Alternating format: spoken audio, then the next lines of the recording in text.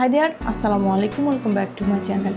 আজকের এপিসোডে আমি আপনাদের সাথে সজনে শাক ভাজির একটা রেসিপি শেয়ার করব। তো আজকে সজনে শাকটা আমি নারকেল দিয়ে ভাজবো। আমি আশা করছি আপনাদের ভালো লাগবে। তো চলুন আমরা তৈরি করে নিচ্ছি আমাদের আজকে সজনে পাতা ভাজি। সজনে পাতা ভাজি করার জন্য আমাদের প্রথমে সজনে পাতাগুলোকে একটু ভালো করে ডাঁটাগুলো থেকে আলাদা করে নিতে হবে। ডাঁটাগুলো আর পাকা পাতাগুলো ফেলে দিতে হবে।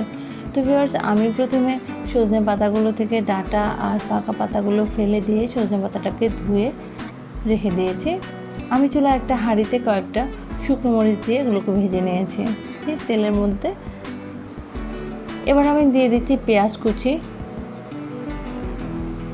পেঁয়াজ কুচিটাকে একটু ভেজে নিচ্ছি। দিয়ে দিচ্ছি রসুন কুচি আর কাঁচামরিচ কুচি।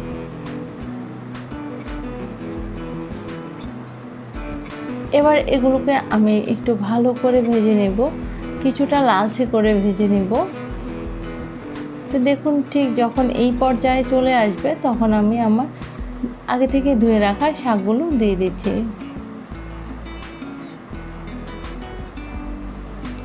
শাকটা দিয়ে দিচ্ছি স্বাদ মতো লবণ।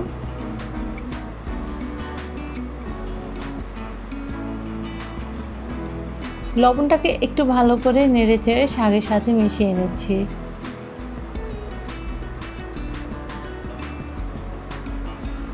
দিয়ে দিচ্ছি নারকেল।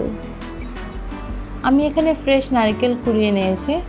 এবার কোরানো নারকেলটা দিয়ে শাকগুলোকে খুব ভালো করে নেড়ে চেড়ে মিশিয়ে নিচ্ছি, যাতে করে লবণ শাকে আর নারকেলের সব জায়গায় সমানভাবেই লাগে।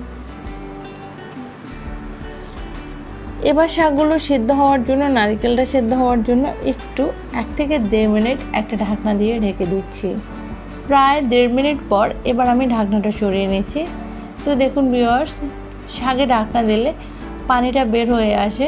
অনেক সময় হয়তো বা ঢাকনার প্রয়োজন হয় না, কিন্তু সজনে পাতার সাথে যখন নারকেল দেবেন তখন 1 থেকে 1.5 মিনিট ঢাকনা দিয়ে ঢেকে আগে শাকের পানিটা বের করে নেবেন, তারপর চুলার আঁচ বাড়িয়ে শাকটাকে ঝরঝরে করে ভেজে নেবেন। আমার শাকটা মোটামুটি রেডি হয়ে গেছে। এবার আমি কয়েকটা শুকনো মরিচ ভেঙে গুঁড়ো করে শাকটার সাথে ভালো করে মিশিয়ে নিচ্ছি। ঝাল আপনি আপনার টেস্ট অনুযায়ী ব্যবহার করবেন। আমার কাছে সজনে পাতাতে ভেজে নেওয়া শুকনো মরিচের ঝালটা খুবই ভালো লাগে, তাই আমি সবসময় এটাকে ব্যবহার করি। তো আপনার যদি ভালো লাগে তাহলে আপনি ব্যবহার করবেন। আমার শাকটা মোটামুটি রেডি হয়ে গেছে। এবার আমি শাকটা তুলে পরিবেশন করছি। তৈরি হয়ে গেল আমাদের সজনে শাক ভাজি। আমি উপর থেকে আবারও একটা ভেজে নেওয়া শুকনো মরিচ ভেঙে দিয়ে দিচ্ছি।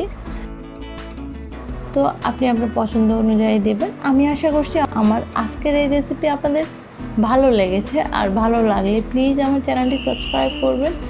সাথে থাকা বেল আইকনে একটা ক্লিক করে রাখবেন, এতে করে আমি নতুন কোনো রেসিপি আপলোড করলে সবার আগে আপনি নোটিফিকেশন পেয়ে যাবেন।